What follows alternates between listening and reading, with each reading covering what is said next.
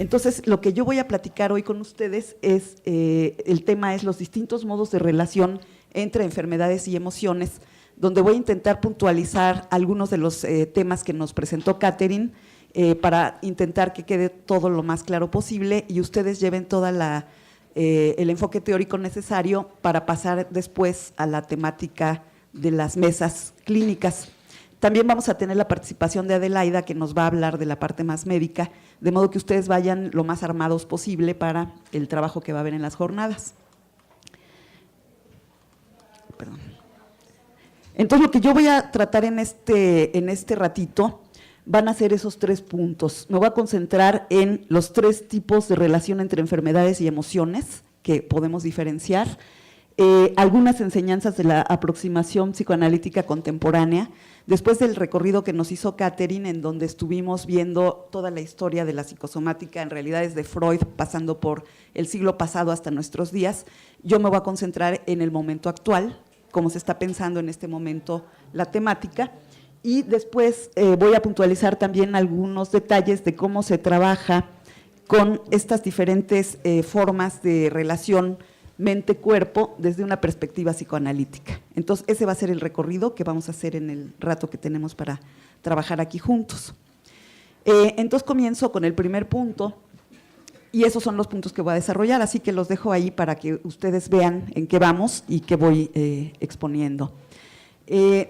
Yo quiero platicar de 3 situaciones de la modalidad de relación entre enfermedades y emociones, 3 situaciones, porque si no se escucha, 3 situaciones que no son siempre fáciles de diferenciar y que, como voy a decir más adelante, además, se pueden combinar en un mismo paciente. Pero voy a tratar de diferenciar estas 3 clases de situaciones para facilitar la comprensión de cómo funciona esto. Esos 3 tipos de situaciones serían las enfermedades físicas, tal como las conoce la medicina, como llegan a los consultorios de los médicos, como están expuestas en los libros de medicina, y que siempre tienen, además de ser una enfermedad física, alguna representación en nuestra mente. Cuando nos enfermamos, algo se nos ocurre, algo pasa en nuestra cabeza, tenemos fantasías, tenemos emociones, tenemos representaciones. Entonces, cualquier enfermedad común y corriente tiene representaciones en la mente. Allí hay una primera forma de relación mente-cuerpo cuando alguien enferma. Y por supuesto, en el transcurso de un tratamiento psicoanalítico, pues nuestros pacientes pueden enfermar, si no es que ya venían con alguna enfermedad, así que con esto vamos a lidiar casi siempre en el consultorio psicoanalítico. Algunas de estas enfermedades con las que pueden llegar nuestros pacientes o les pueden dar en el transcurso del tratamiento son de las que aparecen y desaparecen, tipo las gripas, tipo las diarreas, tipo cosas que dan y se quitan. Y otras, cada vez más frecuentes en nuestro tiempo, son las que permanecen, cuando uno le da diabetes, cuando uno le da hipertensión, lo que llamamos las enfermedades crónicas, que una vez que te da eso, ya se queda contigo, ¿no? Los cánceres hay veces que dan y luego remiten, no se dice que se curan, porque siempre queda por ahí la sombra de que puede reaparecer, pero a veces remiten, otras veces se acaban porque uno se muere y entonces van con nosotros hasta el final. Estas enfermedades crónicas que llegan y se quedan con nosotros hacen incluso que la identidad de la persona cambie, porque de repente uno ya no dice tengo diabetes o tengo hipertensión, uno dice soy diabético, soy hipertenso, se vuelven como parte de la identidad. Uno dice tengo gripa, pero soy diabético. Entonces algo pasa con la manera como se incorporan a nuestro ser estas enfermedades comunes y corrientes, que alteran incluso nuestra misma identidad. Pero siempre, cualquiera que sea la enfermedad, una más grave, que amenaza la vida, una que en realidad acaba cumpliendo su amenaza y nos quita la vida, una que no nos la quita y la tenemos bajo control, o una que entra y sale, algo pasa con nuestra vida emocional, con este íntimo entretejido que es la síntesis cuerpo-mente en la que vivimos. Entonces, las enfermedades cualquiera es una de las formas que tenemos de pensar la relación entre enfermedad y emoción. Sobre este punto, lo que quisiera comentar, abundar un poquito, es que diría André Green, nosotros tenemos una idea de soma y una idea de cuerpo. Con lo que tratamos en psicoanálisis es con el cuerpo, que el cuerpo sería el organismo simbolizado. El soma sería la vida biológica, la vida orgánica, típica. Pero los humanos no vivimos en un soma, vivimos en un cuerpo, nos lo representamos simbólicamente. Y hay autores psicoanalistas que lo han tematizado, por ejemplo, Dolto ha hecho un bonito estudio sobre cómo es la imagen que tenemos de nuestro cuerpo, pero siempre tenemos acceso a nuestro cuerpo simbolizado. Cada quien se imagina su cuerpo de alguna manera. Quien estudia medicina tiene una representación muy sofisticada del cuerpo, que es la que aprende en la escuela de medicina. El que no estudia medicina algo sabe, porque todos estamos bastante informados médicamente, pero puede tener una idea diferente del cuerpo. Eso a veces da algún tipo de dificultad en la relación entre médicos y pacientes, no psicoanalistas, sino médico-paciente, porque el médico habla en un idioma que a veces no le entendemos, muy cifrado y muy pensando en una serie de cosas que aprendió en la escuela, pero que no todo el mundo ha aprendido. Cada cultura tiene su modo de pensar el cuerpo, incluso hay algo que se llamaría la etnoanatomía, la etnofisiología, ¿no? No todo el mundo piensa que tenemos los mismos órganos, hay culturas que piensan diferente.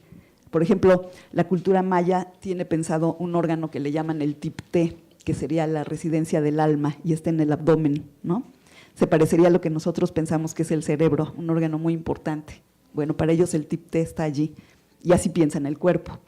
A veces la gente piensa en su cuerpo como algo hueco, uno se mete cosas y salen, casi como las muñecas de antes, ¿no? Entonces, pensar el cuerpo tan sofisticado como lo piensa la medicina, hace falta que uno esté informado de eso y lo entienda, ¿no? Pero bueno, si ustedes se preguntan cómo se imaginan su cuerpo, van a ver cómo lo simbolizan, y todos los humanos simbolizamos de algún modo nuestro cuerpo. Así que hay que contar con eso. Dice Green que con lo que lidiamos en psicoanálisis es entonces con ese cuerpo simbolizado de las personas, más o menos simbolizado, pero todo el mundo tiene alguna idea de su cuerpo, ¿no? Incluso cómo nuestros pacientes nos hablan de lo que comen, lo que no comen, si evacúan, si no evacúan, si vomitan, les da a ustedes una idea de cómo están simbolizando su cuerpo, ¿no? Por qué les duele la cabeza, en fin, cualquier síntoma físico que tengan, ustedes saben que están pensando su cuerpo de alguna manera. Así que no es el cuerpo real en su realidad fáctica con lo que tratamos, sino con este cuerpo simbolizado. Cuando uno se enferma, dicen algunos autores que están trabajando desde el ámbito médico, no necesariamente psicoanalítico, pero se acercan mucho a nuestros intereses, dicen, cuando uno se enferma, también nuestra historia se enferma, ¿no? Cuando te da algo, por ejemplo, una diabetes, un tumor, una hipertensión, una gripa, algo pasa con tu cuerpo. Tu historia de repente se interrumpe. Uno inmediatamente dice, ¿y por qué a mí? ¿Por qué me pasó a mí? ¿Qué es esto? ¿Qué va a pasar conmigo? ¿Cómo va a cambiar mi vida? ¿No? Y entonces entra en una pregunta de qué va a pasar conmigo. Y estamos hablando de las enfermedades comunes y corrientes en los consultorios médicos, no necesariamente en el mundo psicoanalítico. El médico le da muy poca entrada a esto, no tiene tiempo, ni ganas, ni preparación para preguntar mucho sobre esto. Más bien cuando uno le platica al médico estas cosas, fíjese que me desencadenó esta diabetes, yo creo que fue por un coraje que hice, no diga tonterías, te va a decir el doctor, con su cara o con palabras, según como sea. Dígame cuándo empezó, que le duele, entonces mete inmediatamente a hacer la historia clínica, ¿no? El psicoanalista sí puede dar espacio a esto, sí puede dar espacio a toda la elaboración de qué quiere decir para mí esto que me dio, qué voy a hacer con esta enfermedad. Eso entonces es una materia de nuestro trabajo en el consultorio psicoanalítico muy importante con los pacientes que tenemos que llegan enfermos o que se enferman en el curso del tratamiento. Una médica familiar canadiense que está acercándose a esta idea de cómo los pacientes lidian con sus narrativas de la enfermedad cuenta eso. Cuando yo estoy lidiando con qué le tengo que hacer a mi paciente para saber qué tiene, buscando un diagnóstico y integrando qué es lo que está pasando en el hospital con mi paciente, me imagino que él también está haciendo lo mismo en su cabeza con su historia. ¿Cómo reacomodaré mi historia? ¿Cómo sano mi historia? ¿O cómo la acomodo a esta vicisitud que me acaba de ocurrir, ¿no? Entonces ahí tenemos una forma de relación mente-cuerpo de las enfermedades comunes y corrientes, para decirlo de alguna manera.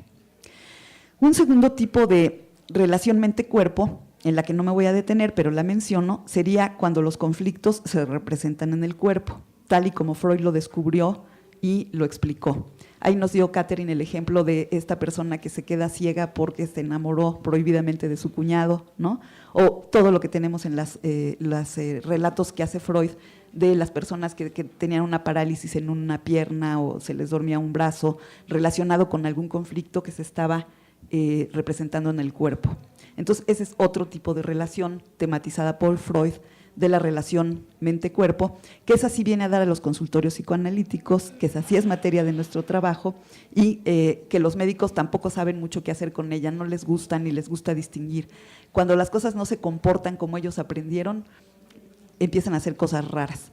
Y eso tiene que ver con el significado un poco peyorativo que tiene en medicina el concepto de psicosomático.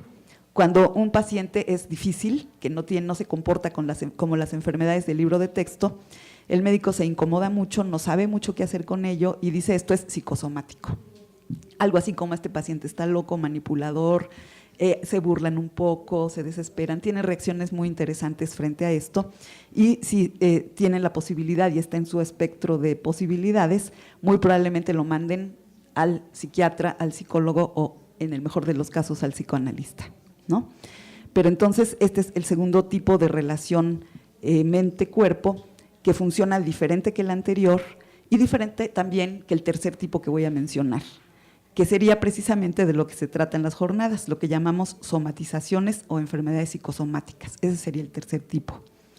Estas somatizaciones o enfermedades psicosomáticas no se comportan ni como las enfermedades clásicas que llegan a los consultorios médicos, ni como los conflictos de tipo neurótico que atendía Freud y que nos enseñó cómo trabajar.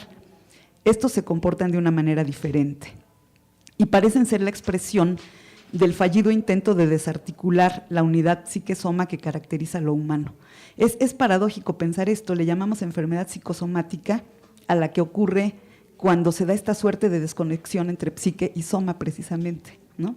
Por ahí Green también comenta, hacemos tantas palabras con lo de psicosomático, psico-somático, soma-psicótico, psicosomático sin guión, soma psicótico sin guión. Se ve que no entendemos muy bien qué está pasando aquí, ¿no? Y entonces utilizamos demasiados guiones o no guiones para armarlo. Pero ya estudiando el tema, parece que lo que hay es justo un intento de ruptura de esta síntesis psique-soma, y a eso le llamamos entonces psicosomático, ¿no? Nos comentaba Catherine que algunos autores, sobre todo a partir de Taylor, no quieren utilizar mucho más el tema psicosomático porque piensan que está implicada una relación de causalidad. Pero la verdad es que yo pienso que vale la pena utilizarlo porque nos permite hacer esta distinción entre las enfermedades comunes y corrientes, las enfermedades psíquicas que se dan en el terreno de lo neurótico y esto otro que a veces se da en el terreno que llamaríamos de lo no neurótico. De verdad, uno dice que las enfermedades son biopsicosociales, sobre todo a partir de la declaración que hizo la Organización Mundial de la Salud, pero también hay algunos filósofos que han discutido que esa es una declaración bastante normativa, decir que las enfermedades son biopsicosociales y que la salud es el completo estado de bienestar biopsicosocial, pues es como un ideal, porque eso en la vida real quizá no existe, ¿no? Además, quién sabe si eso fuera salud. Si uno toma, por ejemplo, Prozac, se puede sentir muy bien biopsicosocialmente y estar verdaderamente muy desconectado de las cosas que harían que uno se pueda sentir triste cuando hay que estar triste y contento cuando hay que estar contento. Esa especie de nirvana ideal de la cultura occidental, quién sabe si sea de verdad la salud, lo podríamos cuestionar, ¿no? Pero bueno, lo que sí es cierto con esto de lo biopsicosocial es que somos unos entes así, en donde está perfectamente entrelazado nuestro basamento biológico con nuestra forma de pensar, con nuestra mente, y todo eso está moldeado por la cultura. Es mucho más difícil de estudiar y de asumir cabalmente esta palabrita de biopsicosocial que de enunciarlo. Se ha vuelto un poquito manoseada, un poquito cliché, ¿no? Las enfermedades son biopsicosociales. De verdad asumirlo implica, por ejemplo, esto, pensar cómo la cultura hace que simbolicemos el cuerpo y cómo se da este vínculo cuerpo-mente mediado por la vida social y la vida cultural. Así que necesitaríamos enfoques bastante complejos de diferentes disciplinas para de verdad asumir que las enfermedades son biopsicosociales. Pero bueno, aceptemos que lo son y yo solamente quiero subrayar que la palabrita no resuelve, solamente plantea un problema bien complicado, ¿no? No es que ahora sí ya estamos tranquilos porque las enfermedades son biopsicosociales. Sí, asumamos ese desafío a ver si entonces las podemos entender un poco mejor. Entonces, yo les propongo la posibilidad de diferenciar estas tres cosas porque son distintos modos de dar esta relación entre la mente y el cuerpo, ¿no? Siempre hay relación entre la mente y el cuerpo cuando se trata de la enfermedad, pero la manera como se da esta relación tiene sus especificidades y pueden darse por lo menos todas estas. Es una división en realidad analítica en el sentido de tratar de pensar, no analítica en el sentido psicoanalítico, sino de tratar de pensar esta división, porque en la vida real en una persona se pueden entremezclar perfectamente todas las tres y es trabajo del psicoanalista poder pensar qué está pasando allí. Puede cambiar de un momento a otro, el paciente puede tener una enfermedad común y corriente, simbolizada, pero también un padecimiento psicosomático y componentes neuróticos de una conversión, ¿no? Todo eso puede pasar en un mismo paciente y entonces hay que poderse mover en esos registros para poderlo trabajar. En psicoanálisis, los dos segundos tipos de enfermedad son con los que lidiamos, en medicina es con el primero.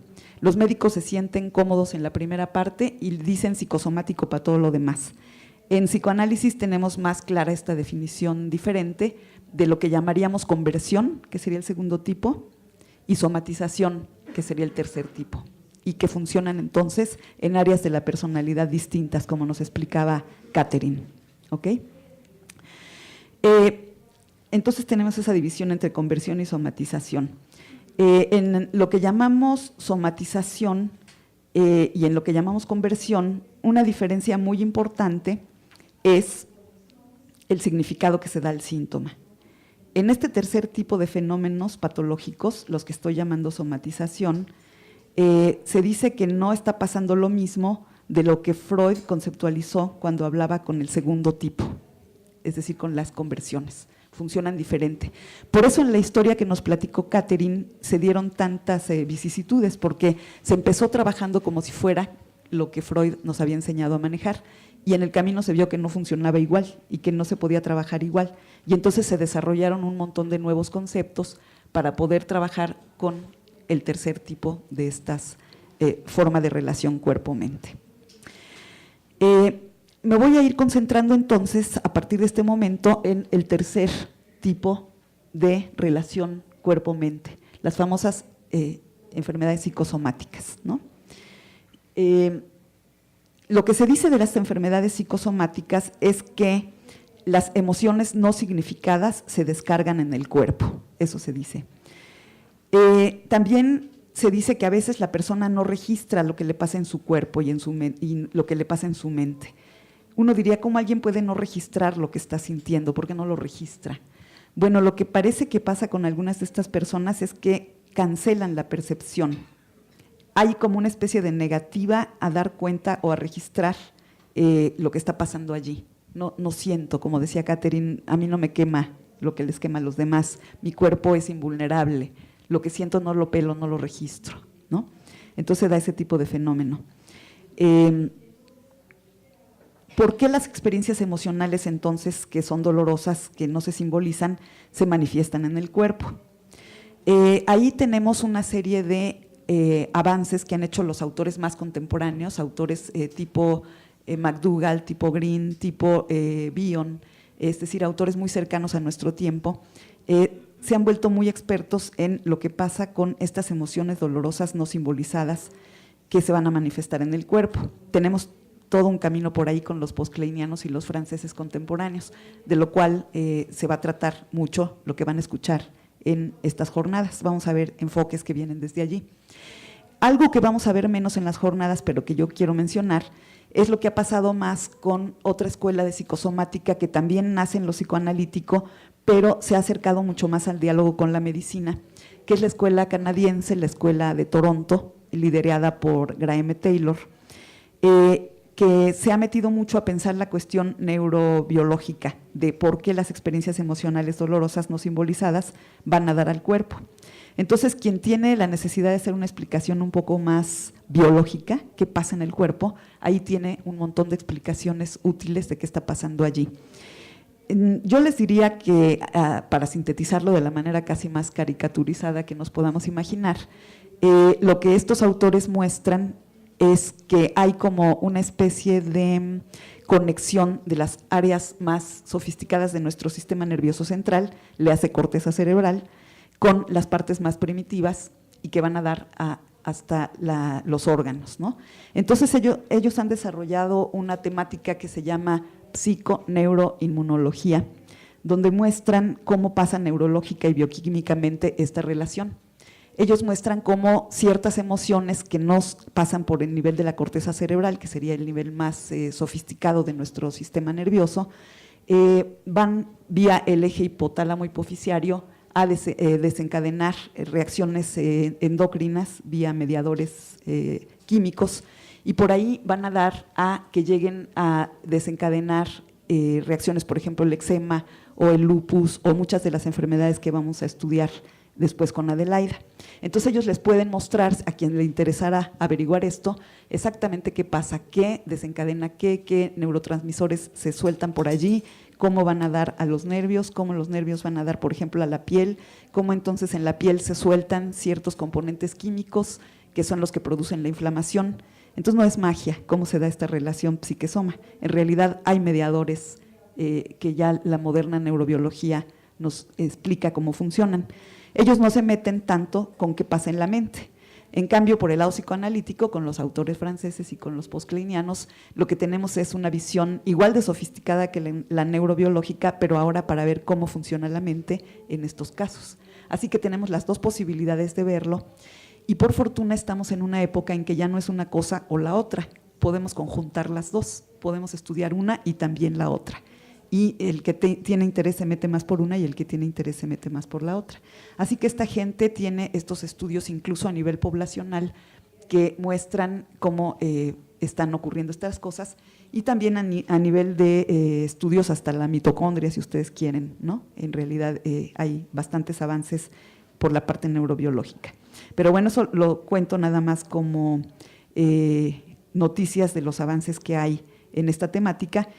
Cuando uno lee a los seguidores de Graham Taylor más jóvenes, Taylor es un tipo muy capaz, muy preparado, es un médico, psiquiatra, psicoanalista, que tiene una visión muy, muy completa, pero sus sucesores se han especializado más en la temática neurobiológica y entonces son relativamente ignorantes de la temática psicoanalítica. Entonces, cuando uno lee artículos de esta gente, lo siente un poco como elementales en la visión, sí, como que no tienen mucha idea de lo… Sí dicen, claro que esto importa, pero no tenemos la menor idea cómo, porque se han clavado en lo otro, ¿no? Entonces, lo advierto por si alguno de ustedes los lee, van a decir, bueno, pero parecen como un poco trogloditas en la parte psicoanalítica. Sí, porque se han súper especializado en la parte más del soma que en la parte del psique, ¿ok? Bueno, en todo caso, lo que tenemos es que si por un lado vamos a estudiar cómo está que no se registra o se desvincula, se intenta desvincular psique y soma en estos padecimientos, el trabajo que hay que hacer con estos pacientes es aprender a identificar y a nombrar y a construir vínculos entre lo que sienten, lo que perciben, las palabras para designarlo y para comunicarlo. Entonces, lo que hay acá es una ruptura, decíamos psique-soma. Bueno, esta gente es como si rompiera el guión y queda el psique por un lado y soma por el otro, y la psique lo más cancelada posible, ¿no? Entonces, lo que estamos necesitando hacer, lo vamos a ver un poquito más adelante, es reconstruir esos vínculos, ¿no? Reconstruir la posibilidad de que si a uno le duele algo, uno pueda registrar que le duele, y si uno siente una emoción, sea capaz de registrar que la siente y además encuentre con qué comunicarse eso a uno mismo y a los demás, ¿no? Bueno, entonces, hasta acá los tres tipos de relación que les quería sugerir que diferenciemos, porque la vinculación psique-soma funciona diferente en cada uno de ellos. Y además pueden pasar al mismo tiempo en una misma persona, esas distintas modalidades. Es decir, lo único que quiero dejar claro antes de cambiar de tema es que no quiere decir que hay personas con enfermedades normales, personas con enfermedades psicosomáticas y personas con enfermedades conversivas, sino que en una misma persona se pueden presentar estos tres tipos de relación psique-soma, ¿ok? Bueno, Mi segundo punto es repasar un poquito con ustedes algunas de las cosas que comentamos con Catherine, a las que nos introdujo su conferencia, que son algunas de las principales enseñanzas de la psicosomática psicoanalítica contemporánea. Entonces ya abandonamos un poquito a Taylor, abandonamos a las enfermedades comunes y corrientes y a las conversivas. Nos vamos entonces al tercer tipo. Podemos pensar que este tipo de situaciones, voy a regresar un poco, los tres tipos de situaciones que presenté antes se pueden dar en personas con cierto tipo de estructuras psíquicas, ¿no? Hay diferentes áreas de la personalidad que pueden ser más susceptibles a que les pasen los diferentes tipos de relación mente-cuerpo. La diferencia en los tipos de estructura psíquica la vamos a hacer, o les sugiero yo que la pensemos a partir de la capacidad de simbolización que se tiene. La capacidad de simbolización que depende de la manera en que se construye nuestra mente como resultado del crecimiento y la estructuración de esta mente, cómo se va produciendo a lo largo del desarrollo. Dije que iba a dejar y no voy a dejar tanto a Taylor y sus amigos, porque les quiero comentar algo que se me vino a la mente en este momento. Ellos piensan que equiparan mucho el crecimiento de la mente a lo que se ha visto con los trabajos piagetianos sobre la estructuración de las áreas cognitivas, ¿no? Y entonces ellos piensan que así como uno va desarrollando las posibilidades cognitivas a la Piaget, también así se puede ir desarrollando la capacidad simbólica en la estructura psíquica, ¿no? Y que además son competencias que pueden ir en paralelo. Uno puede ser muy bueno cognitivamente y muy malo para simbolizar, o muy capaz de simbolizar y no tan bueno cognitivamente. Entonces eso puede ir a la par o pueden desarrollarse cada una por su canal y tenemos entonces estructuras psíquicas bastante disparejas, ¿no? Pero bueno, eso dicen estos señores y lo tematizan bastante bien. Está aquí con nosotros Sol, que nos va a hablar de Bion en alguna de las presentaciones con mucho más suficiencia, pero yo solamente quiero mencionar que autores como Bion nos traen esta idea de cómo se construye la mente y la capacidad para pensar con esta metáfora del metabolismo de las experiencias emocionales. Y entonces esta capacidad para metabolizar las experiencias emocionales puede ser muy variable en cada persona, ¿no?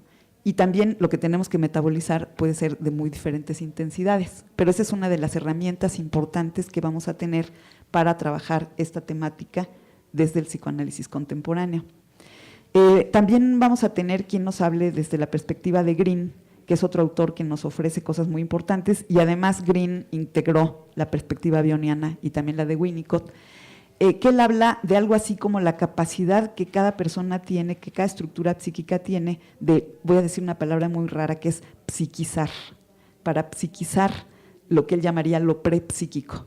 O sea, cuando nos duele algo, todavía no entra al nivel de lo psíquico simbólico y tiene que entrar allí para que eso prepsíquico, que es la sensación, la percepción sensorial o la percepción de la experiencia emocional, se convierta en algo psíquico. Entonces él dice que así como hablamos de lo preedípico y de lo edípico, o de lo presimbólico y lo simbólico, podríamos pensar en algo así como lo prepsíquico, que después se va a psiquizar. Por eso esta palabrita rara. No estoy muy segura si lo leí en inglés y estoy haciendo un anglicismo o qué, pero esa es un poco la idea, ¿no? Psiquizar, que quiere decir algo así como simbolizar. Lo que dice Green es que en el paciente psicosomático, por razones desconocidas, el estímulo orgánico no alcanza a la mente, no logra ser, entre comillas, oído, como si la mente tuviera que oír e interpretar lo que le pasa al cuerpo, pero no lo hace, ¿no? Entonces, es como si, esa es una manera, no lo escucha, o bien no lo escucha en este sentido, ¿no? La mente no oye al cuerpo, no lo pela, podríamos decir en un sentido coloquial mexicano. Dice Green también, lo somático cruza la barrera somatopsíquica, pero es rechazado en la mente y regresado a su fuente, ¿no? O sea, llegó y luego fue rebotado. Se parece bastante a la idea de Bion, de cómo uno bota, los que hayan estudiado un poquito a Bion, a los famosos elementos beta, ¿no? Pero bueno, como hay aquí en el auditorio personas que no han estudiado estos autores, no voy a usar la nomenclatura técnica taquigráfica con la que los iniciados hablan de estas cosas. Entonces, eso es lo que parece que sucede con estos pacientes.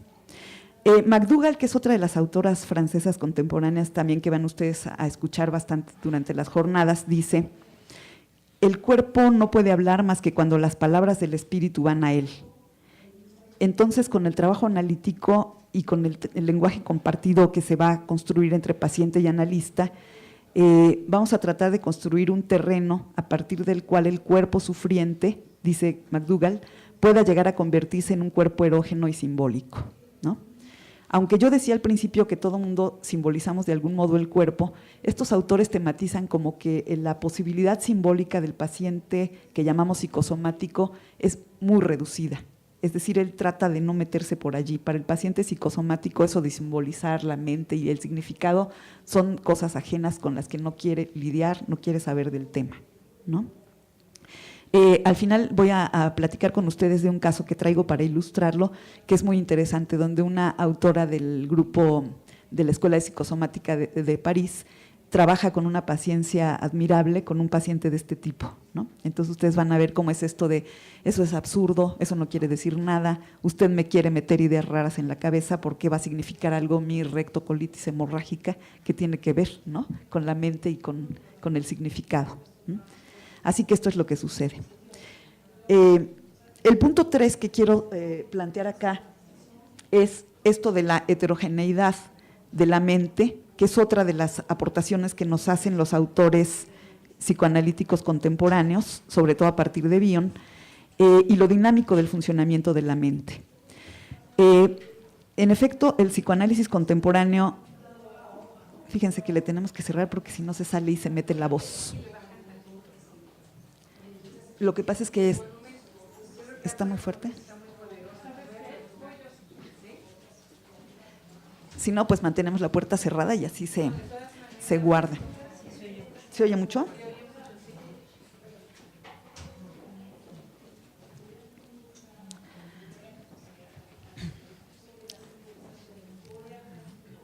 Bueno, les comentaba entonces que el psicoanálisis contemporáneo nos da la posibilidad de pensar en mentes heterogéneas que tienen modos de funcionamiento a veces de tipo neurótico y por lo tanto con capacidad para simbolizar, y otras veces no neurótico, en donde el trabajo analítico que hay que hacer es de otro tipo.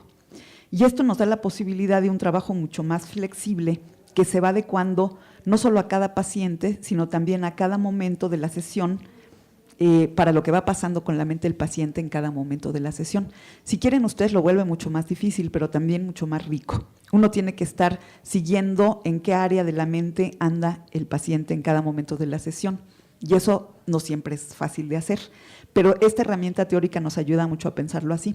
También ayuda a explicar esas paradojas que mencionaba Catherine de por qué no todos los alexitímicos son psicosomáticos y no todos los psicosomáticos son alexitímicos, aunque con mucha frecuencia los psicosomáticos son alexitímicos, así como montos poblacionales. Estos señores de la Escuela de Toronto han mostrado que sí hay muchísimo más alta frecuencia de pacientes que tienen esta característica de funcionamiento que se manifiesta como alexitimia y manifestaciones psicosomáticas.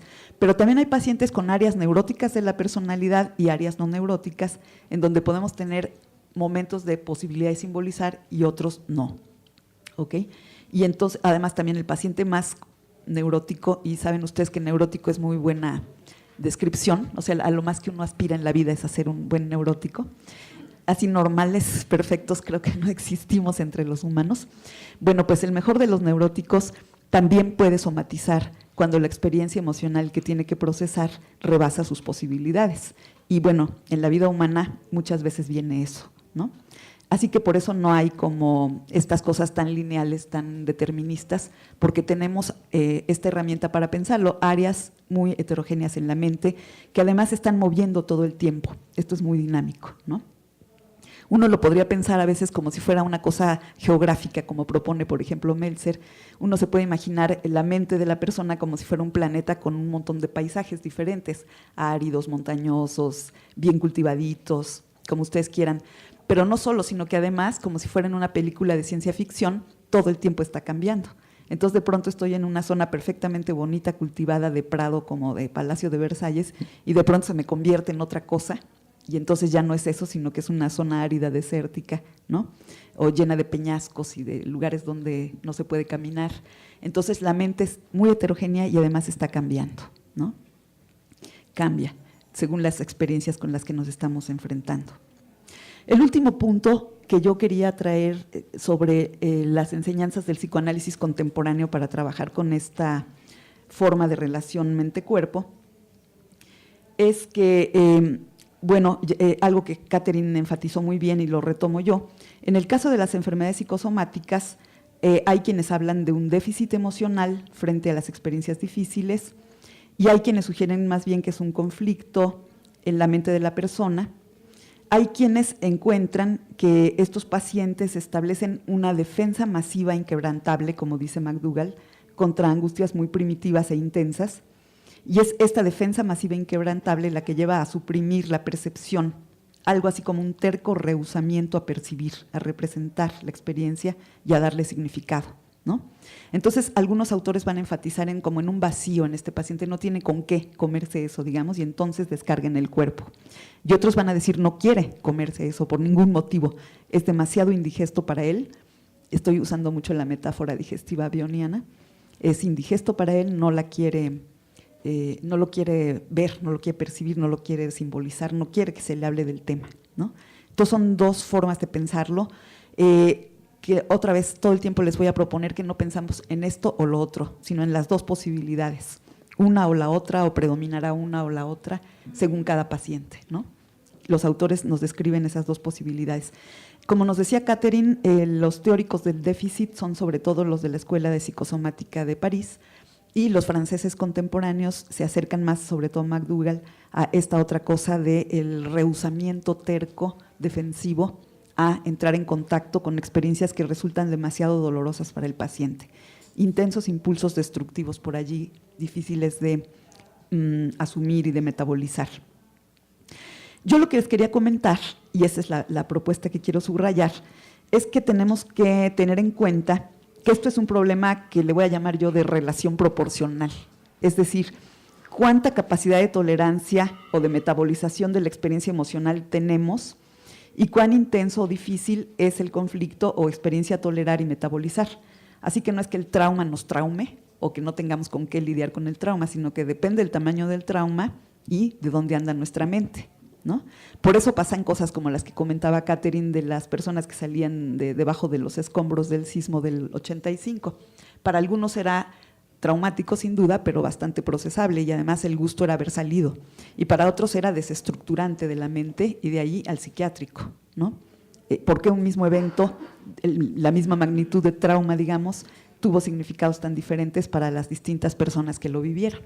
Y bueno, como estos autores, con todas las cosas terribles que pasan en la historia de la humanidad, pueden hablar de los problemas del Holocausto, de las cosas que pasaron en la Segunda Guerra, de lo que pasa ahora todos los días y vemos en los periódicos. En fin, traumas no faltan sobre el planeta Tierra, ¿no? Pero las capacidades de digestión emocional varían mucho en cada persona, y entonces hay que pensarlo así, como depende de cuánto en quién. Como bien dice Green, los traumas no traen consigo el secreto de cómo actúan precisamente sobre la psique para inhibir las funciones que podrían ayudarnos a lograr algún entendimiento de ellos.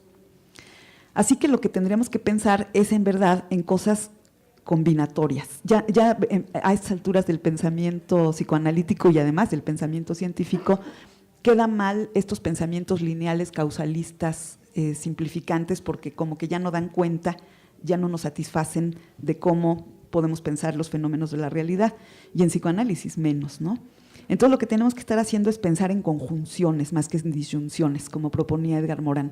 No es esto o lo otro, sino esto y quizá también lo otro. La pregunta es cómo liga uno con lo otro, cómo se combinan, cómo se conjugan en cada caso los diferentes elementos, ¿no?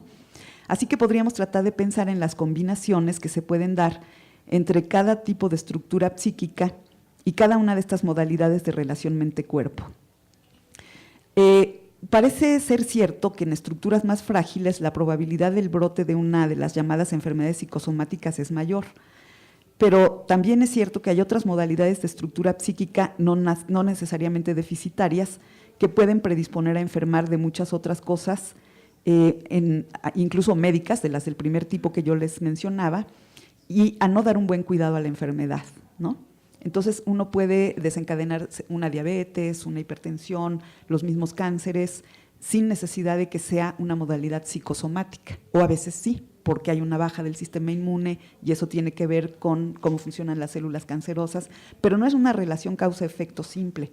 Ya ni siquiera pensaríamos en variables, no sé, variables intervinientes y variables determinantes. Lo que tenemos son conjunciones de constelaciones de circunstancias configurando los fenómenos. Creo que nos ayuda más pensarlo así, como cómo se conjuga desde la genética hasta la estructuración psíquica y el tamaño de la experiencia que tenemos que procesar con las posibilidades de nuestra biología, de nuestro basamento biológico, para dar lugar a esto que llamamos enfermedades, de cada uno de los 3 tipos diferentes que estábamos postulando, ¿no? Entonces, yo sugeriría que nos podemos mover a pensarlo de estas maneras más complejas, y entonces ya no diría uno si hizo un cáncer, como si uno tuviera voluntad de hacer un cáncer, ¿no? O cualquier otra enfermedad.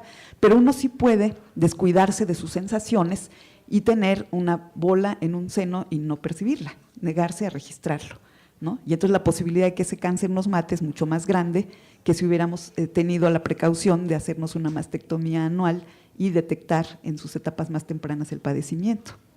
Eso también puede pasar y también tiene que ver con nuestra relación con el cuerpo, cómo nuestra mente atiende al cuerpo, ¿no? Uno puede no registrar al cuerpo y entonces claro que no lo cuida. Este cuerpo invulnerable mío tiene que aguantarlo todo, ¿no? Entonces ahí tenemos estructuras psíquicas, no sé si algunas deficitarias y otras no, que más bien están lidiando con conflictos de naturaleza neurótica, pero que pueden dar lugar a que nos pasen cosas con las enfermedades.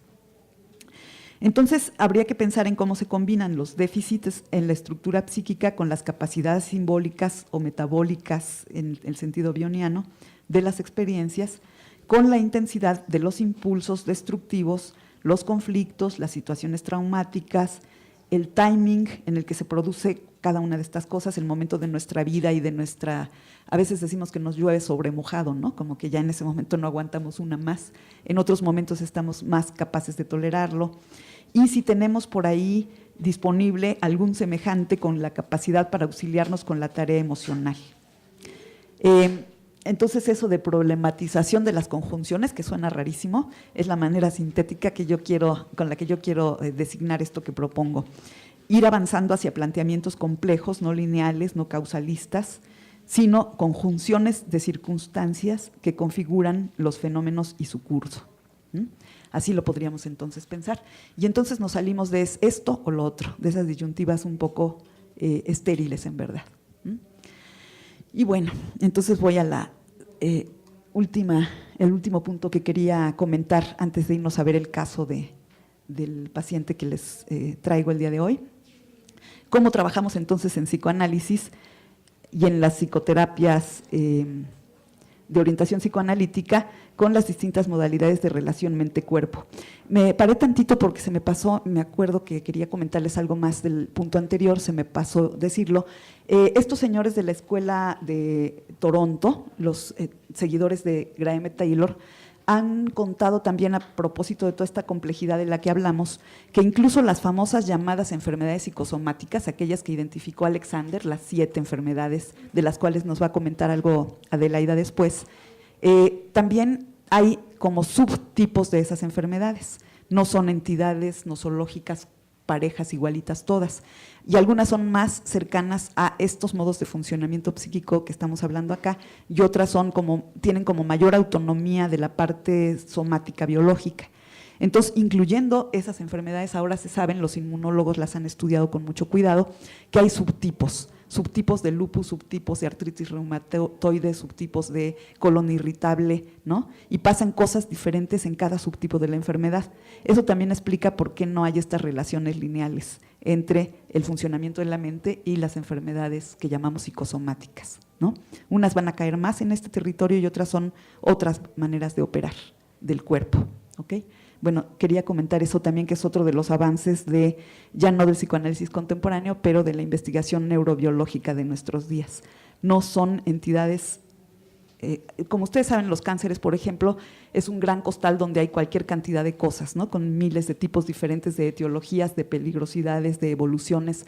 Entonces hay subtipos de cáncer. Lo mismo tendríamos que decir de las famosas enfermedades psicosomáticas clásicas.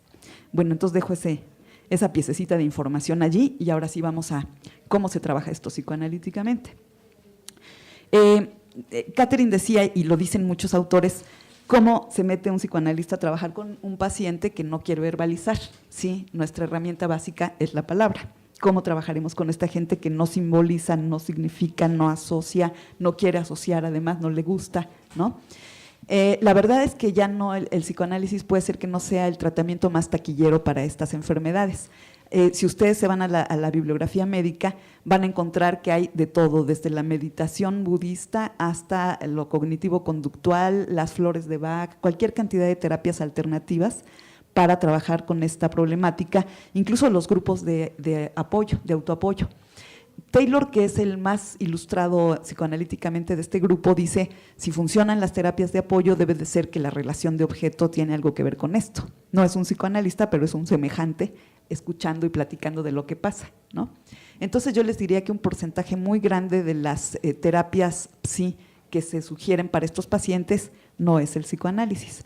Sin embargo, a pesar de que no estemos en el momento más taquillero de nuestra disciplina, los psicoanalistas han trabajado mucho con esto, algunos son muy especializados, hay los psicosomatistas de la Escuela de París, que son todos ellos unos psicoanalistas verdaderamente duchos, y bueno, los postkleinianos y la Escuela francesa contemporánea, y entonces ellos han visto qué pasa con estos pacientes. No son nada presumidos en el sentido de ofrecer al psicoanálisis como panacea, pero sí sorprende cuando uno revisa sus casos cómo va remitiendo la enfermedad psicosomática a lo largo del tratamiento psicoanalítico, qué es lo que pasa allí. Y ellos hacen algunos planteamientos y esto ha ayudado mucho a entender entonces cómo se da esta extraña relación mente-cuerpo en este tipo de padecimientos, ¿no?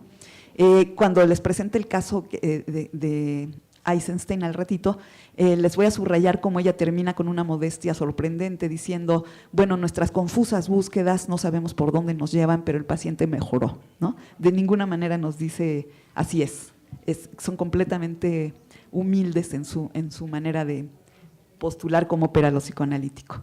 Entonces, ¿qué será lo que tenemos que tener en cuenta cuando trabajamos con un paciente de este tipo? En primer lugar, que cada situación clínica y cada momento del trabajo terapéutico con cada paciente va a requerir diferentes estrategias. Hay que ir tanteando el terreno. Para el caso específico del ámbito que denominamos psicosomático, habría que pensar en estos pacientes que quizá ni siquiera registran sus sensaciones, de manera que a veces el trabajo puede consistir en ayudar al paciente a registrar sus sensaciones, a percibir sus experiencias sensoriales y emocionales. Él se puede no dar cuenta. Tú puedes ver que el paciente está muy enojado y está con gesto de enojado y hay razones para que esté enojado, y si le preguntas si está enojado te dice que para nada, como alguno de los pacientes que nos comentó Catherine, ¿no? O lo puedes ver con una cara muy triste e incluso llorando, derramando lágrimas, y tú le dices, ¿estás llorando? ¿Qué te pasa? Nada, se seca las lágrimas y dice, no me pasa nada, no sé, me ardieron los ojos, ¿no? Entonces tienes un problema con la percepción y el registro de las sensaciones. De modo que una parte del trabajo puede pasar por identificar qué es lo que está percibiendo y luego poder encontrar un nombre para ello, para que el paciente pueda conectar esa sensación física o emocional con ese nombre y ese significado finalmente, para que después pueda comunicar eso que siente a sí mismo y después a alguien más. Por ahí está esta idea de Bion, de la comunicación y la publicación, ¿no? Lo primero que hay que hacer es registrar, decirse uno, me pasa tal, siento tal. A veces uno no sabe qué le pasa y qué siente, y todo empieza por decir, siento bonito o feo, que es la primera diferenciación, y cómo será y por qué será, y uno poquito a poco va identificando qué siente hasta que lo logra ubicar y darle un nombre. Bueno, hay pacientes que eso no lo saben hacer, entonces tendríamos que pasar por allí. Green nos recuerda que hay esta noción de mentalización que editó en realidad, acuñó en realidad Martí, aunque luego la toman ahora Fonagy y otros autores que están trabajando mucho con terapias masivas para pacientes que no saben hacer esto, pero bueno, es esa noción de mentalización, ¿no? Así que a veces hay pacientes que empiezan desde allí y entonces quizá uno no está haciendo psicoanálisis, está construyendo a su paciente para después poder hacer psicoanálisis, como también lo dice Meltzer. Uno a veces tiene que empezar por construir esa mente con la que después va a poder trabajar, ¿no?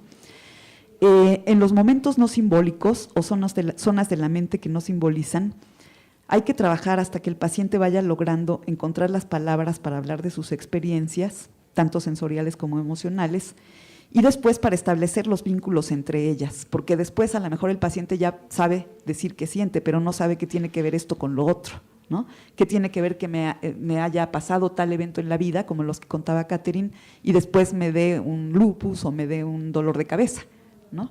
No tiene nada que ver lo uno con lo otro, ¿no? O el paciente puede llegar y te dice, ando con dolor de estómago, pero no sé por qué, no me ha pasado nada. No lo relaciona con nada, ¿no? Entonces, el siguiente vínculo que hay que establecer primero entre la sensación y lo que quiere decir esa sensación, y luego entre las diferentes sensaciones emocionales y físicas y su posible relación. Así que es una especie de tejer todo lo que se ha roto en términos de conexión psique-soma, lo que se ha destruido. Puede suceder con mucha frecuencia que este tipo de pacientes generen en el analista aburrimiento o a veces irritación.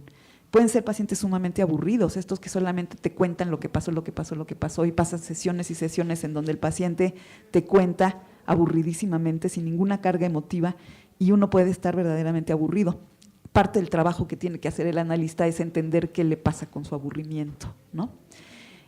También de repente se puede sentir muy irritado. Vamos a verlo en el paciente que les quisiera yo presentar, que de repente el analista, después de más de un año de trabajar con este personaje, está hasta el copete de que le rechace toda interpretación posible, ¿no? Y se le ocurre un recurso muy simpático, dice ella, no muy psicoanalítico, pero con ese saca al paciente de ese rechazo constante, pero sí, dice, estaba yo verdaderamente ya irritada, ¿no? de este trabajo tan tedioso y tan inútil. Pero algunos autores que estudian a estos pacientes, por ejemplo, McDougall, nos sugiere que tal vez lo que el paciente requeriría de nosotros, más que la irritación o el aburrimiento, sería suscitar en nosotros o encontrar un poco de ternura, porque a lo mejor lo que necesita es un objeto como el que no tuvo antes, ¿no? Si estamos pensando en esta teoría del déficit y del problema temprano con la relación, con la figura que hizo de madre, a lo mejor lo que necesita este paciente para reconstruir lo que le falta es un analista cálido.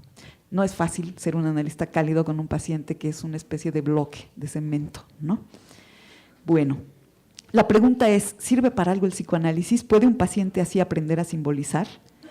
Y tendremos que contestar que ese es parte de nuestro desafío.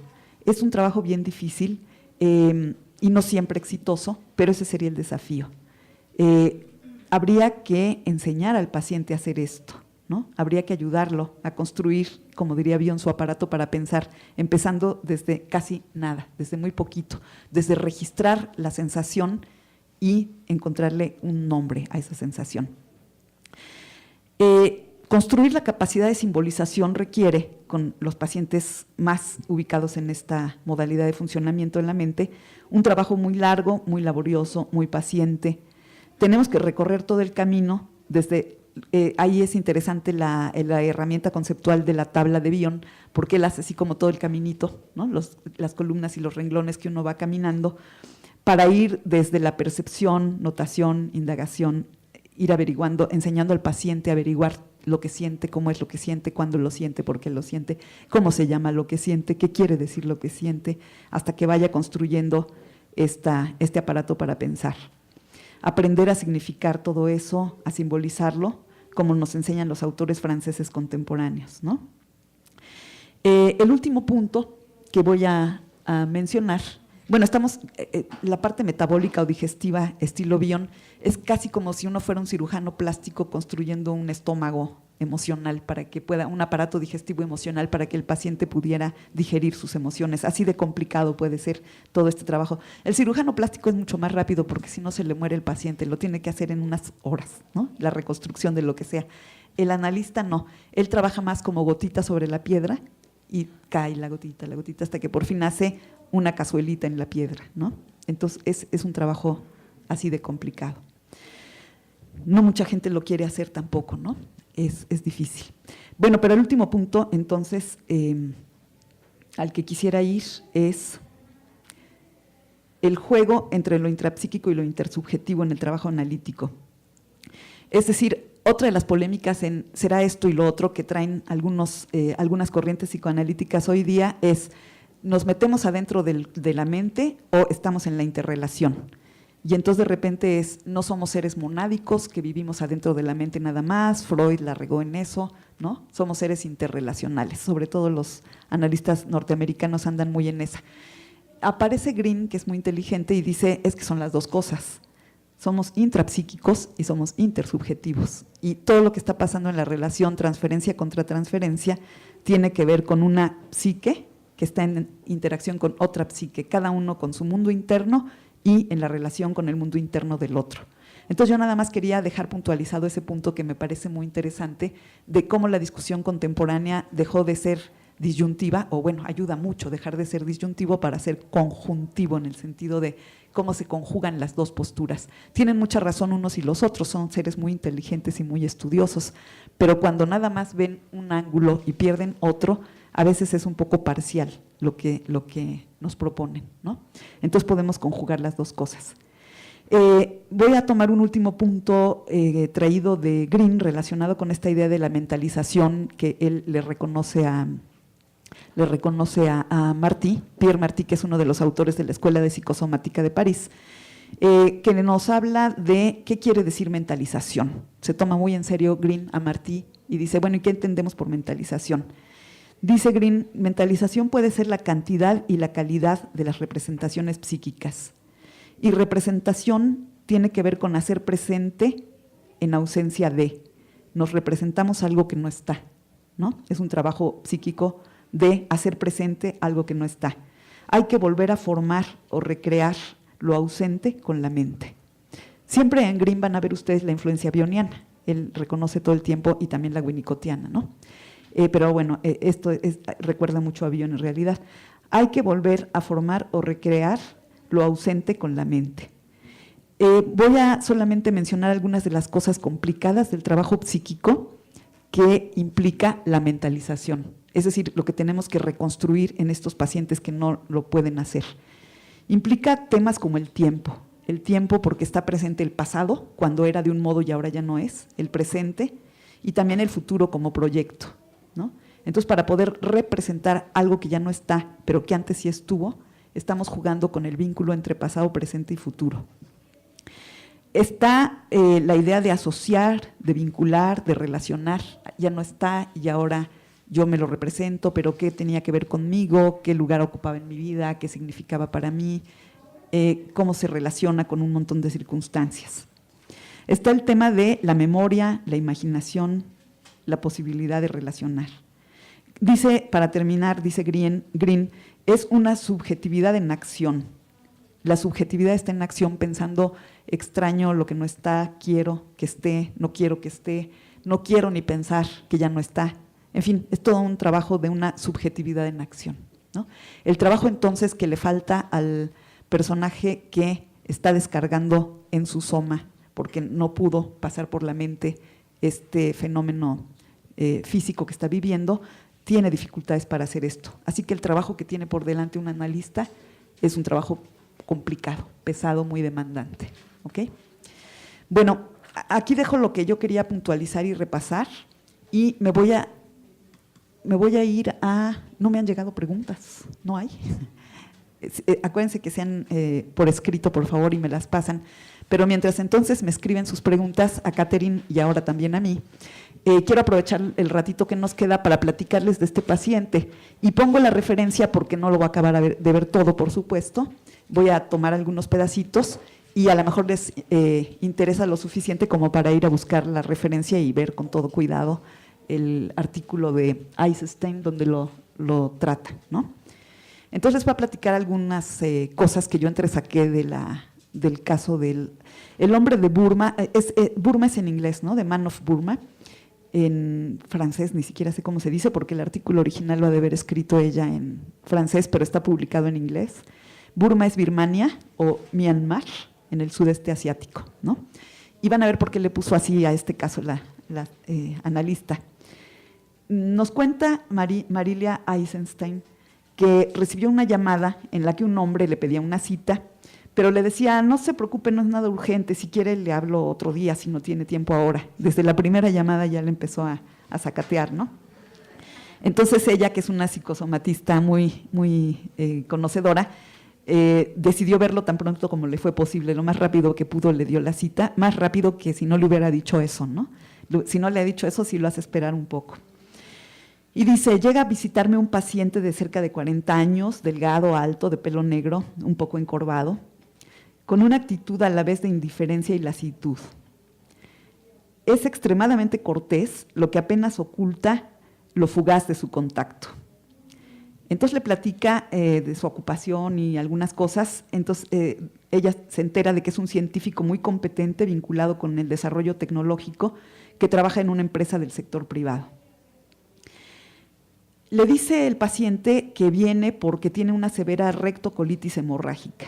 Es uno de los padecimientos psicosomáticos típicos, nos comentó algún caso Catherine también, ¿no? Una persona que tiene constantes diarreas con sangre, muy intensas.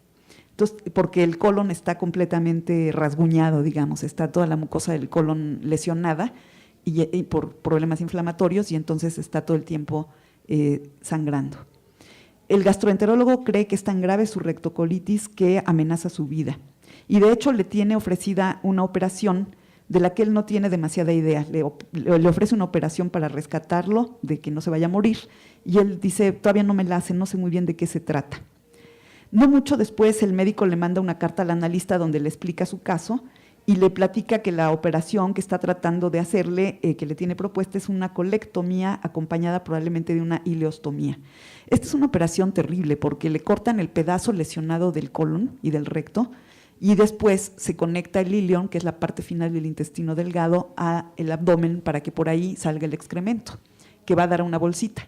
Entonces uno trae pegada una bolsita, que es por donde sale el excremento después de comer, porque ya no hay intestino grueso, ni recto, ni ano. Bueno, ano sí, pero ya no sale nada por allí, pues está cortado, ¿no? Entonces una operación que cambia radicalmente la vida de una persona, o sea, andas ahí con tu bolsita colgada, ¿no? Es muy, muy dura operación. Y se hace mucho en nuestro tiempo, pues, por cánceres rectales y cosas así, y también cuando este padecimiento no cede y entonces la persona se puede desangrar y entonces le quitan el pedazo de colon lesionado, ¿no? Pero el paciente decía, pues es una operación que me tienen que hacer, yo no me quiero meter en eso, porque pues cada quien es experto en su propio terreno y si los técnicos de la salud dicen que hay que hacer eso, pues habrá que hacerlo. No quiere saber ni de qué se trata su operación. También le dice que por eso vino a verla, porque el médico le dijo que consultara con una psicosomatista y él le hace caso a los expertos. El doctor le dijo y bueno. También le cuenta que pues sí, que es una lata esta enfermedad. Imagínense un señor como este que viaja todo el tiempo y que anda en estas cosas tan importantes que cada 5 minutos tiene diarrea con sangre y tiene que salir corriendo y a veces le gana, ¿no? Entonces le dice al analista que sí, que ha sido una molestia la enfermedad, que le apareció en un momento en el que tiene demasiados compromisos y viajes en puerta y pues es una lata, pero bueno, ahí la va llevando como puede. La analista se va dando cuenta poco a poco de que todo lo que tenga que ver con la mente para este paciente es absurdo.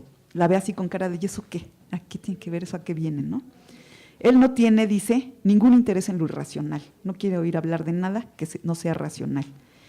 De todas maneras, aceptó acudir a tratamiento una vez por semana y dijo que iba porque no veía ninguna razón lógica para no hacerlo, dado que 2 profesores de gastroenterología, consultados por separado, le recomendaron tomar un tratamiento con ella. Entonces, como dicen los expertos que sí, son 2 y coinciden, pues yo vengo. Y él está dispuesto a cumplir la tarea de venir a la psicosomatista y se da a sí mismo y a su analista 1 año de trabajo. Le dice, trabajemos 1 año. Dicen los gastroenterólogos, pues hagámoslo. Dice el analista que en las sesiones está siempre escéptico, irónico, pero sobre todo muy incómodo y bastante reticente.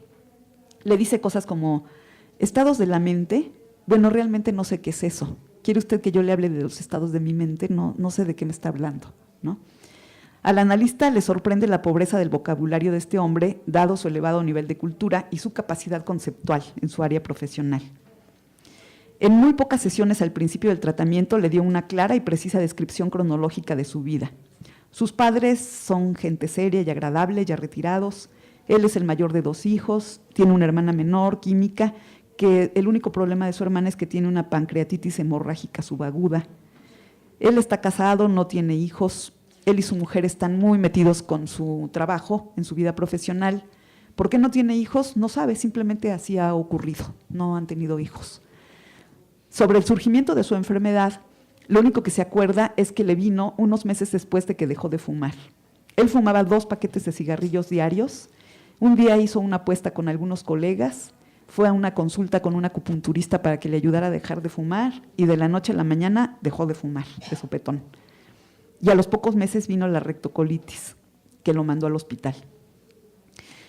Después de contar esto, ya no tiene nada que decir en las sesiones. Le dice a su analista que él no tiene el hábito de hablar y menos de hablar de sí mismo. No se le ocurre nada. Tampoco puede aguantar el silencio, así que cuando no hay nada que decir ya se quiere ir. Ya no tengo nada que decir, ya me voy. Entonces la analista dice que se siente inducida a usar métodos de cuestionable ortodoxia para hacerle un poquito de plática, por trivial que sea. El paciente le dice que es plática pequeña, small talk, ¿no? Y la analista, pues si no le dice algo para platicar, se le va, así que se pone a ver qué habla de trivialidades con él. Hablan del tiempo, hablan de la política del día, le pregunta por su trabajo. Cuando hablan del trabajo, él habla con cierto placer y se explaya un poco más. Y se entera de que hace algunas actividades deportivas con su mujer. Casi nunca salen, no tienen amigos, pero hacen algo de deporte. Entonces vuelve un tema para platicar las actividades deportivas. Ellos básicamente se meten a su trabajo científico y no hay nada más. La literatura le parece fútil y así se echan el año. La operación del intestino se ha ido posponiendo y todavía sigue pendiente, no lo han tenido que operar. El paciente no está dispuesto a admitir ninguna conexión entre la leve mejoría de sus síntomas y la relación con la terapeuta. Y la terapeuta dice, yo tampoco estoy demasiado segura de que lo que hacemos aquí le haya ayudado, pero el hecho es que pues, algo ha pasado que no lo han operado. De todos modos, le sugiere la analista le sugiere a él que ya pasó el año, pero que continúen, le dice, finalmente 3/4 de hora cada mañana de sábado tampoco es demasiada molestia para usted, ¿no? ¿Por qué no continuamos? Y entonces continúan. Unos meses después de que pasó el año, en una sesión en que están platicando de la diferencia que hay entre ciertos centros deportivos a los que van el paciente y su mujer, a él le viene una equivocación, una parapraxis, y le dice, sí, el mejor de los centros que conocemos es el de Burma. Ahí está el nombre de Burma, ¿no? Burma, dice él. La analista se alerta, primera vez que se le cuela algo del inconsciente a este hombre, y dice, le extraña que hable de ese lejano país. Él se corrige de inmediato y le dice, perdón, quise decir Bulgaria. La analista se alerta, pero no presiona demasiado, porque sabe que este hombre se le volatiliza a la menor provocación. A la siguiente sesión, la analista trata de indagar por qué Burma. Y él le dice medio molesto, pues me equivoqué, ¿cuál es el problema? La analista insiste, sí, pero ¿por qué Burma? Y él la tacha de terca. Le dice, Burma no significa nada para mí. Bueno, yo tendría que estar diciendo Birmania, pero voy a decir Burma porque así está en el original. No significa nada para él, nunca ha estado allí.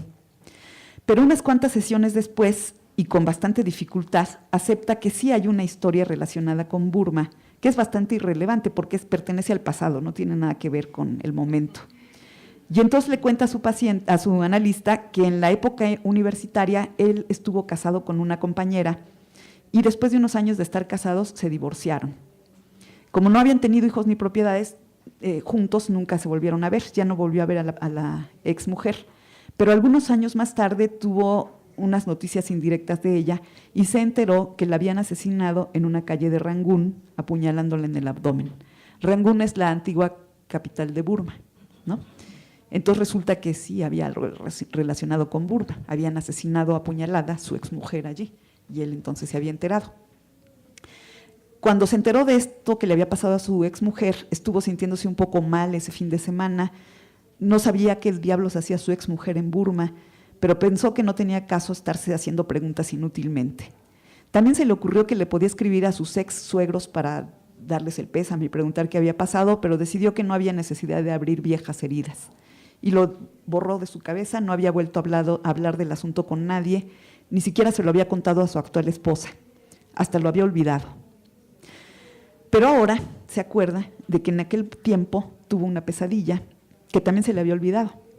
Entonces el analista que le contó sin ninguna emoción, pero con cierta molestia hacia ella, la pesadilla. Así como usted tiene la culpa de que yo esté hablando de estas cosas que no tienen nada que ver.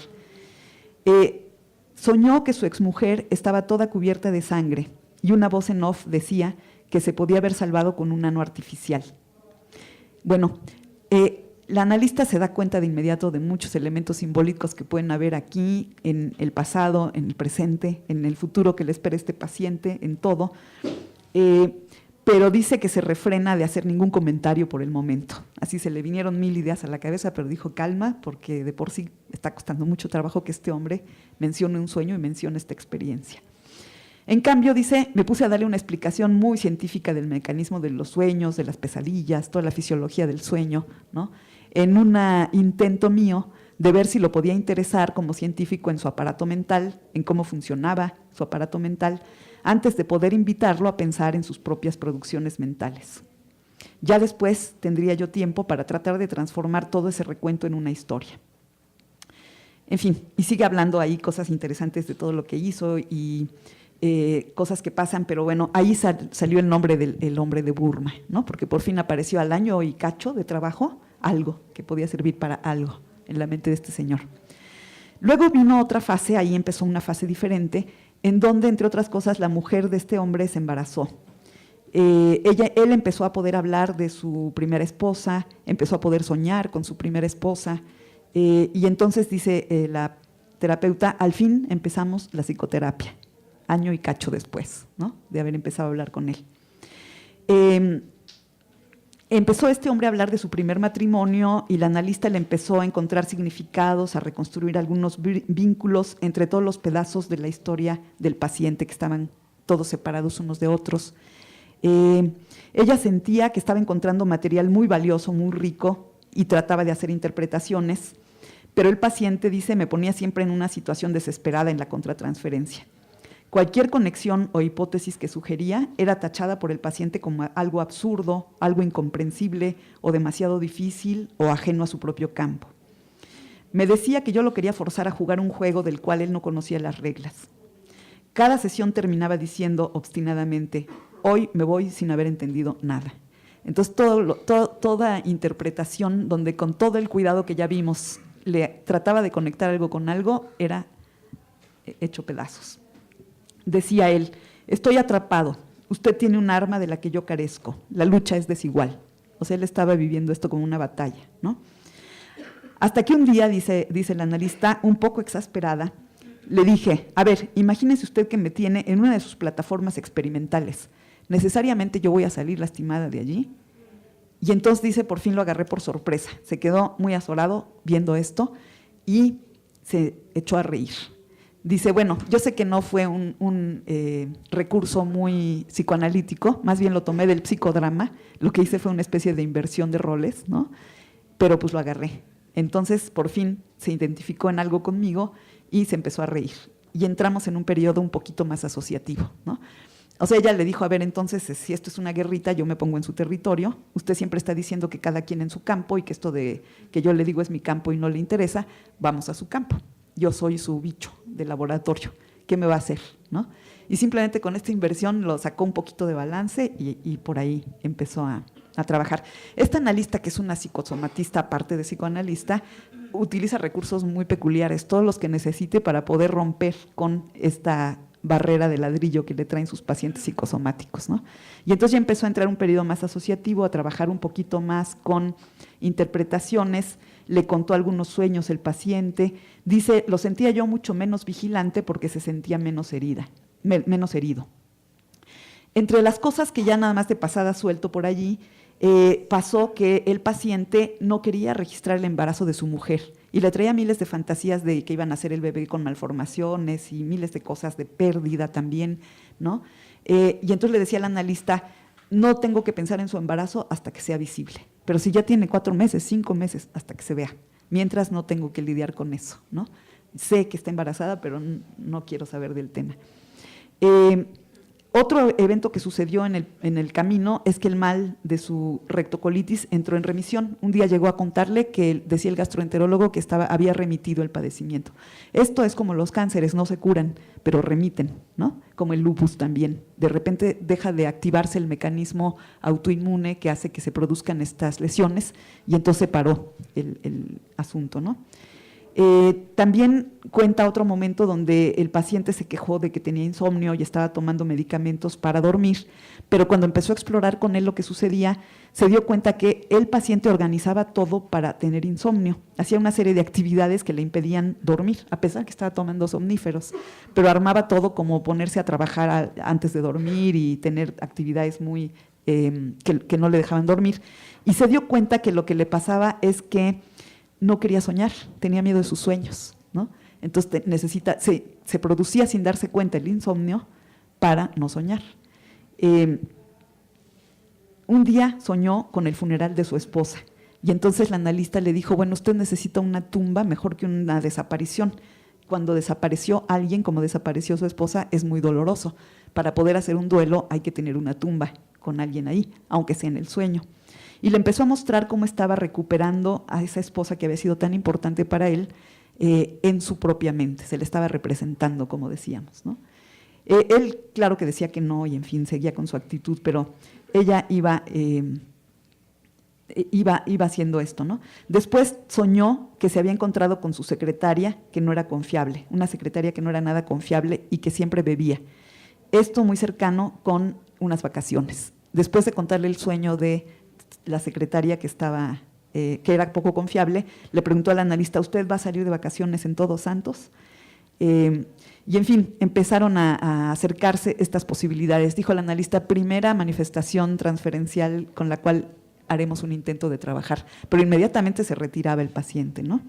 Y bueno, la analista sigue contando el largo camino que recorrieron juntos para ir intentando reconstruir la posibilidad de establecer vínculos, como hemos platicado aquí, hasta que termina, como les decía yo, diciendo, el papel de nuestras confusas búsquedas en esta difícil e incierta empresa es difícil de precisar, ¿no?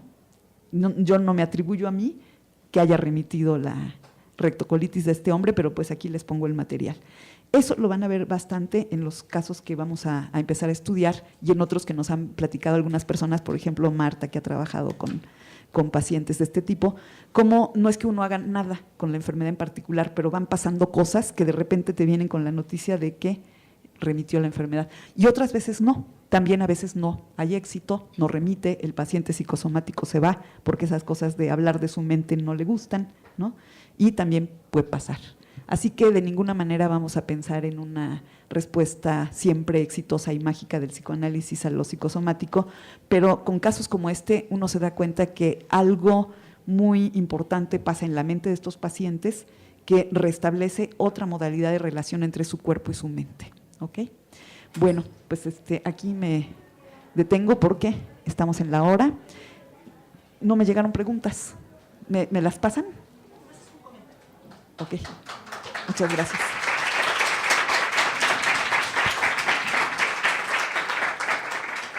Nos quedan unos minutitos según el programa, no nos quedan, ya son 12:30, viene el receso, entonces creo que vamos a seguir platicando entonces informalmente en el exterior.